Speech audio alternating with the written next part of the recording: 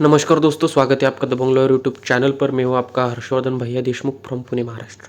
तो दोस्तों, आज का हमारा टॉपिक है modes of settlement of dispute under the industrial dispute act 1947। तो दोस्तों, इससे पहले भी हमने एक वीडियो बनाया था जो कि बहुत लंबा गया था, लगभग 20 मिनट से ज़्यादा। वहाँ पर हमने 2 क्वेश्चंस कंबाइन किए थे, एक तो authorities of industrial dispute act and modes of settlement of dispute. तो आज मैं सिर्फ आपको बताऊँगा modes of settlement of disputes under industrial dispute act. और जो अथॉरिटीज़ है वो किस पर काम करते हैं, अथॉरिटीज़ हम डिस्कस नहीं करेंगे, मैं सिर्फ आपको उनकी थोड़ी सी जानकारी दूंगा। तो यहाँ पर सबसे पहला mode of settlement of dispute है वो है कंसिलिएशन। यहाँ पर एक न्यूट्रल थर्ड पार्टी होगी जिसको हम कंसिलेटर करेंगे। कंसिलेटर बोलते हैं जो कि पार्टीज़ को असिस्ट करेंगे जो कि डिस्प्यूट में इन्वॉल्व है उनको, और म्यूचुअली एक्सेप्टेबल रिजोल्यूशन लाने में, एक सॉल्यूशन निकालने में वो क्या करेगी, पार्टीज को मदद करेगी। और जो डिसीजन हो गए कंसिलेटर के इन कंसिलेशन प्रोसेस, तो वो क्या ना हो गए, बाइंडिंग किसी पर नहीं हो गए, अनलाइक आर्बिट्रेशन और एडजुडिकेशन। तो सबसे पहला मोड्स ऑफ डिस्प्यूट सेटलमेंट जो है अंडर इंडस्ट्रियल डिस्प्यूट एक्ट 1947 वो क्या है, कंसिलिएशन है। और जो अथॉरिटीज़ है इंडस्ट्रियल डिस्प्यूट एक्ट के, वो कौन से इस बेसिस पर आधारित है, the authorities who use conciliation as a source of industrial dispute resolution are works committee, फिर है conciliation officer section 4, boards of conciliation section 5, courts of inquiry section 6। ये क्या है, अथॉरिटीज उस पर बेसिस है, कंसिलिएशन पर बेसिस है। Next mode of settlement of dispute under industrial dispute act वो है एडजुडिकेशन, जो कि एक लीगल प्रोसेस होता है। यहाँ पर फॉर्मल डिसीजन या जजमेंट दिया जाता है बाय अ जज और आर्बिट्रेटर।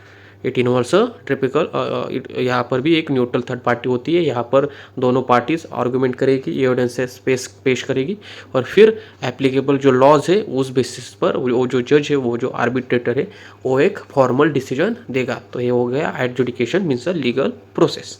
ठीक है। तो कौन से अथॉरिटीज एडजुडिकेशन पर बेस है अंडर इंडस्ट्रियल डिस्प्यूट एक्ट, तो वो है labour code section 7, tribunal section 7A, national tribunal section 7B, और disqualification of preceding officer section से एक कोई मतलब उसमें नहीं आता, तो एक एक्स्ट्रा का इम्पॉर्टेंट पॉइंट है। फिर नेक्स्ट, अगर कोई mode of settlement industrial dispute act में देखने को मिलता है वो है आर्बिट्रेशन। आर्बिट्रेशन में क्या होता है, वन और मोर न्यूट्रल थर्ड पार्टीज होगी और वो क्या करेगी, अपना डिसीजन देगी। अगर ज़्यादा से ज़्यादा आर्बिट्रेटर्स है, आर्बिट्रेटर्स मतलब जो कि आर्बिट्रेशन प्रोसेस में डिसीजन बताएगी, ठीक है, डिसीजन देके, और वो जो डिसीजंस हो गए बाइंडिंग हो गए, और वहाँ पर एक ऑफिशियली एक फॉर्मल आर्बिट्रेशन एग्रीमेंट होगा। और क्या होगा, जो डिसीजन आएगा आर्बिट्रेटर्स का वो क्या होगा, उस एग्रीमेंट में होगा, और दोनों पार्टीज फॉर्मली क्या करेगी, लीगली क्या होगी, उस डिसीजन को बाइंड होगी। ठीक है। तो ये है आर्बिट्रेशन। तो इस तरीके से यहाँ पर 3 मोड्स ऑफ सेटलमेंट आपको देखने को मिले हैं।